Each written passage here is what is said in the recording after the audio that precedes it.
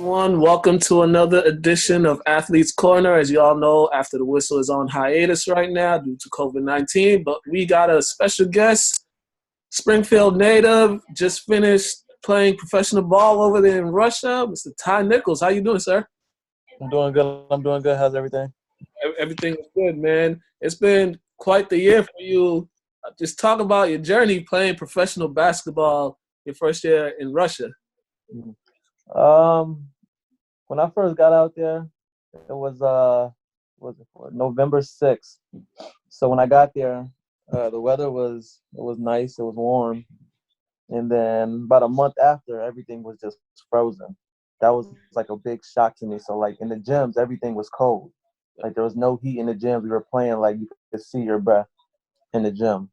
So that was like a big like difference to me. But I guess it was normal that like all the locals out there are like, yeah, this is what we do every year. Like this is a normal thing. So I had to adjust to that. But I mean, basketball wise, it was fun. You know, there's nothing like playing pro ball.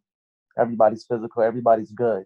That's the difference between college and pro ball. Everybody has something that they can do to the game to, help the team win. Everybody plays a role. You got to execute that role to the fullest of your ability, just so everybody can play together. And it's a real fun time. I'm pretty pissed it got shut down, but at the same time, I'm grateful that they're able to, get us home and be able to stay safe during this time. Yeah, how was it when when you're finding out it's starting to spread in different countries, it's starting to come to US, spread over there. What was the first reaction, and then at what point did they say we're gonna have to cancel the season just because everything is just so crazy right now? It was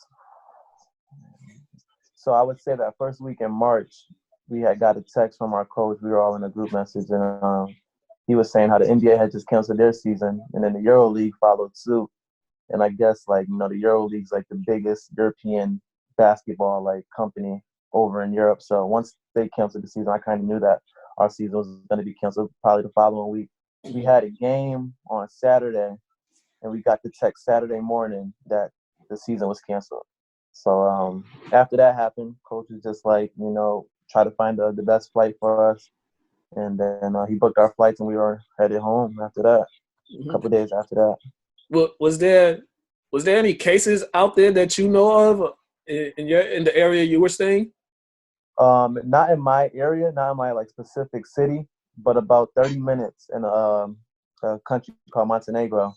There was about 3 cases, and then as soon as we boarded the flight, there was 2 cases right in the city I was staying in. So we got lucky. Yeah, so y'all got a quick, y'all got Yeah, a we had to perfect get up timing. out of there. All right, now, let's talk a little bit more about your basketball journey. What got you, after being career leading scorer at Keene State, all-time leading scorer over there, what was the process for you in trying to get a look for overseas? What was that process like? Yeah, I knew, coming from obviously Keene State being a Division III school, I kind of knew it was going to be tough for me to find something overseas.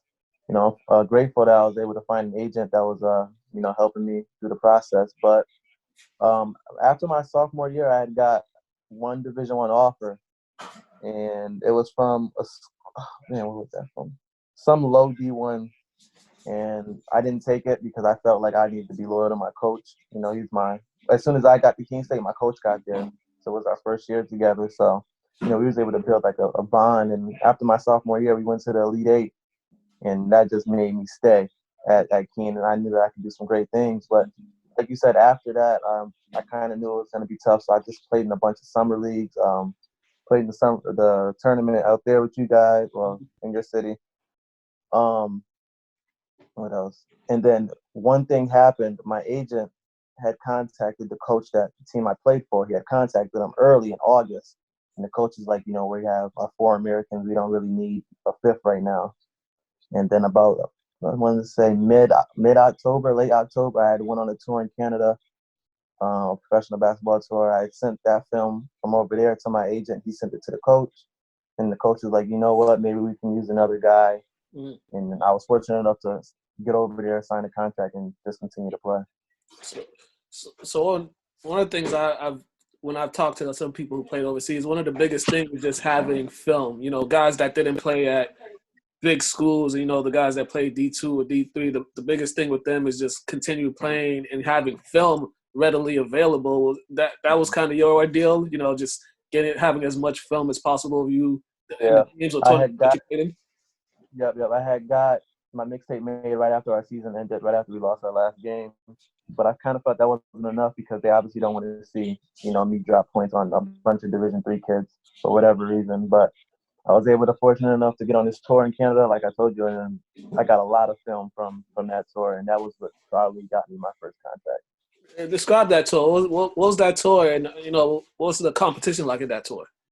It was I want to say a couple of days. It was about a week and a half, 2 weeks. We were over in Vancouver, Canada, and we were playing. We played 2 games against college teams over there, but they don't call them college; they're like universities. But like it's older kids, like Mm-hmm. older than what America would have in college. It's weird over there. And we played 2 games against them. Then we played a couple other games against some universities, but they had a couple pro guys, and it was all right competition. But in Canada, they allow it's like very physical. They call no fouls over there. So I mean, it's basketball nonetheless, but it's very physical, and I was fortunate enough to get a lot of film from those games. So. Yeah. What were some of the things you learned just playing in Russia? Just from your first game to your last game, what was kind of the improvements in your game and just getting adjusted to their style of play? Right. There was a couple of things that I had to get adjusted to. Like I said, everybody had a role. And, coming out of college, I was a scorer. I would score from all 3 levels. But in professional basketball, you have 24 seconds on the shot clock. By the time you get that over the half court, you got 16, 17 seconds to, make a play. So you got one action. It's either a ball screen, a down screen, something just to get you in, get the players moving. So my biggest adjustment was definitely the shot clock, and then on top of that, getting adjusted to a different role and sticking to that role. You're not trying to do too much. Because like I said, you don't have a lot of time on the shot clock, so you have to stick to your role. You can't do something the team doesn't know that you can do. Like my role was when I first got over there, my first game was to legit be a scorer. Like he asked me when I got there off the flight, we had a game the next day. He's like, "Can you play? We need somebody to give us 18 points, 18 to 20 points." I was like, me being a hooper, getting off a 15-hour flight, I'm like, you know what, might as well. So I suited up, and I was fortunate enough to score 18 in my first game. And as the season went on, I had to get adjusted to, like I told you, the weather, and just obviously just becoming a pro and handling yourself as a pro. And I would say the biggest adjustment I had to make was becoming more physical. Mm-hmm. When I got over there, I was 172, 173 pounds. And then as I was over there, the first couple of months, I gained like 13 to 15 pounds, and I was like 185. So I was like, that was like my biggest adjustment I had to make was becoming more physical, just getting a little bit of muscle on me. And yeah, that's pretty much it. And what the adjustment to weather is kind of crazy because we're from New England and we're used to crazy weather, but that one is just different type of cold. The gyms are literally. You'd rather play outside than play in the gym. Mid-December to like early February, it's absolutely cold. Like, oh man, when you can see your breath and you're playing basketball, it's not a good mix. Yeah. Talk about the fans. What's the atmosphere like in those stadiums that you played, in the games that you played? Yeah, so obviously in Europe, the number one sport is soccer. Mm-hmm. But secondly, it's basketball. And in the country I was in, fortunately, the number one sport was basketball. The fans are ridiculous. Each stadium has probably 4,000 to 5,000 seats that they can sit fans in. And this one team that we play, they're called KB Paya. They're from like the most dangerous city in the country I was in. Like their fans are ridiculous. So mid game, when one of my teammates is dribbling the ball, the fans just lose it. They start throwing stuff on the court, and like mid game, the refs aren't stopping it, and then like somebody threw an acorn at my friend's head, hit him in the head, and he's like, "Stop!" and he threw the ball in the crowd, and like they just started going crazy. I try to find a clip and send it to you, but it was just absolutely ridiculous. But the fans love basketball. Um, every game's pretty much sold out for the most part. Yeah. Yeah, it's just a good atmosphere. Yeah. Yeah, that's pretty well. Let's go back a little bit. You moved on. You're in a different phase of your life, but let's go back to high school. high school, college. The MIA, the state tournament just finished. You know, unfortunately, there was no state championship game. But what do you remember most about your high school run, the years you played in high school basketball? What's the fondest memories that you have, games as well? Definitely the 3 state championships I was fortunate enough to play in. I still wish we got that third one. I always tell the Catholic Memorial guys, I'm still friends with a couple of them. I'm like, we see you guys 9 times out of 10, we're gonna three-peat. We're gonna beat you guys, but you guys got us that one time. My favorite memory though was definitely my junior year. We went 25-0. I would say we were, not sounding cocky or anything like that, but I would say we were top 5 teams to ever play in Massachusetts. 25-0, it just doesn't happen. We beat a couple of ranked teams. We beat a couple of teams from New York. We played Cambridge, and we were fortunate enough to beat them. I just think that year was the most unforgettable year of my life. We didn't lose a game, and to send the seniors out 25-0 was definitely something that I had on my list. And then just my overall high school career was just outstanding. I lost, I think, 6, 7 games my whole life in high school. So, it was absolutely remarkable what we were able to accomplish.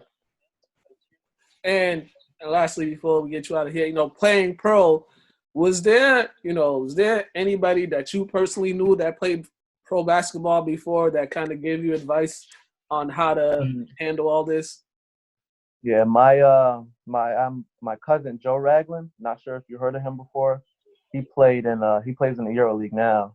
He's out in Turkey. He's been playing overseas for about 6, 7 years now. He graduated from Wichita State back in 2012, I think. And I was able to reach out to him and kind of figure out because he was actually in Russia, and then he was in, I want to say, another country over there. So he kind of knew the area and where I was going. So I was fortunate enough to reach out to him, and he kind of gave me some pointers on what to do, what not to do, how to act, how to carry yourself. And but other than that, I just kind of wanted to figure out things on my own and just try to create my own path for myself. All right. So what's next? Waiting for all this to die down, but what's next? What's next in a year or two? Right before I left, there was a coach from Portugal who texted me, first division out there.